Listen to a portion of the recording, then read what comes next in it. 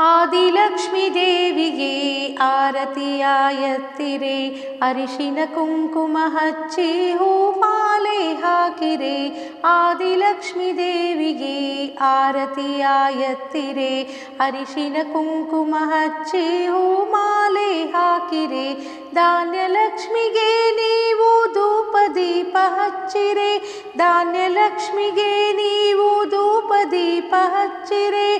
ಕನಕಲಕ್ಷ್ಮಿಗೆ ನೀವು ನೈವೇದ್ಯವ ತನ್ನಿರೆ, ಕನಕಲಕ್ಷ್ಮಿಗೆ ನೀವು ನೈವೇದ್ಯವ ತನ್ನಿರೆ. ಆದಿಲಕ್ಷ್ಮೀ ದೇವಿಗೆ ಆರತಿಯ ಎತ್ತಿರೆ, ಅರಿಶಿನ ಕುಂಕುಮ ಹಚ್ಚಿ ಹೂಮಾಲೆ ಹಾಕಿರೆ, ಅರಿಶಿನ ಕುಂಕುಮ ಹಚ್ಚಿ ಹೂಮಾಲೆ ಹಾಕಿರೆ.